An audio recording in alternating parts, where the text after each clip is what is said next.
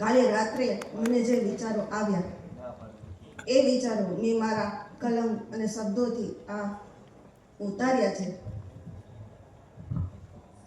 અને આ જે શબ્દો હું કહું છું તે આપણા સૌના અને આપણા ઘરની સાથે સંકળાયેલા આપણા પરિવારના જે કંઈ લાગણીઓ છે એને સંકોડીને કહું છું. બસ હવે બહુ થયું, બસ હવે બહુ થયું. કેટલું કહેવાનું, કેટલું કહેવાનું અને કેટલું સહેવાનું. રોજ એક જ રટણ કરવાનું. બસ હવે બહુ થયું. રહેવા દો હવે આ નાટકો, રહેવા દો હવે આ નાટકો. બંધ કરો લેવી સલામતીની શપથો. એક જ કથા વારંવાર કરવાની. તમારી ચિંતા બસ અમારે જ કરવાની. બસ હવે બહુ થયું.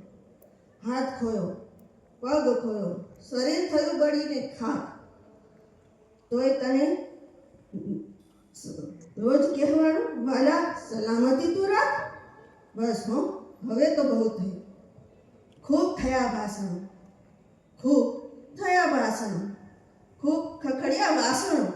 ઘરમાં જ્યારે આપણે બાજવાનું થાય એટલે ગુજરાતીમાં કે વાસણ ખખડ્યા, બરાબર? ખૂબ થયા ભાષણો ને ખૂબ ખખડ્યા વાસણો. કર્યો કાળો કંકાસ. તોય તમને ના સમજાયું તમારા જીવમાં જડે અમને અમારો શ્વાસ. હવે ફરી ના કહેતા, હવે ફરી ના કહેતા. જીજે તે કાંઈ ન પડે ફેર. હવે ફરી ના કહેતા જીજે તે કાંઈ ન પડે ફેર.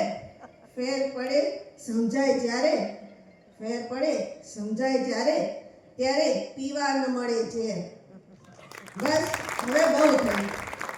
કેટલું કહેવાનું ને કેટલું સહેવાનું. હવે બસ બહુ થયું. બસ.